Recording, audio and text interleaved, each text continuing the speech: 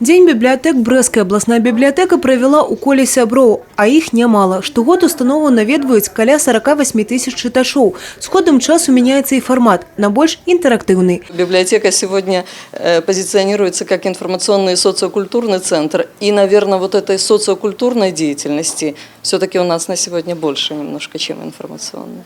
По итогам 2019 года в стенах областной библиотеки было организовано и проведено порядка 750 различных мероприятий.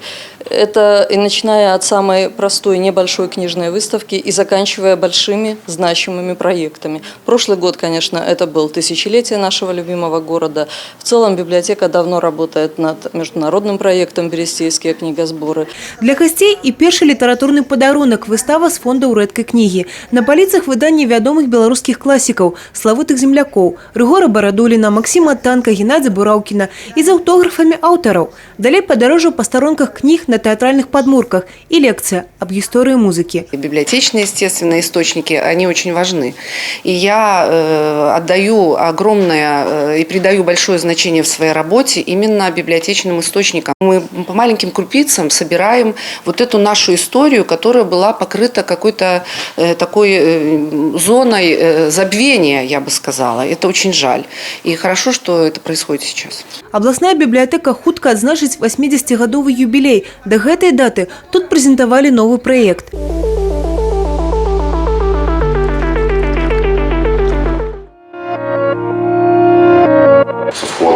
Вот с очередей, наверное, на абонементе для меня началась библиотека. Сярод удзельнікаў проекту чытачы розных узростаў, профессий, захапленняў, якіх звязвае адзінае – любоў да чытання. Интернет, это, в принципе, голые факты, а голые факты без системы – это вообще ничто, это мусор.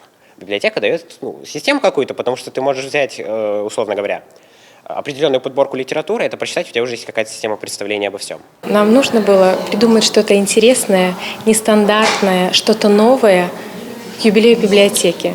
Это наш подарок, подарок нашего отдела в юбилейный год библиотеки. Взгляд со стороны, взгляд тех, для кого мы работаем. На YouTube-канале Брестской областной библиотеки, он так и называется, Брестская областная библиотека имени Максима Горького, еженедельно, по вторникам, наши новые видеоролики. Вялікі юбілей областная библиотека адзначыць напрыканцы лістапада і абяцае шмат новых цікавых сюрпрызаў і падзей для ўсіх сваіх гасцей.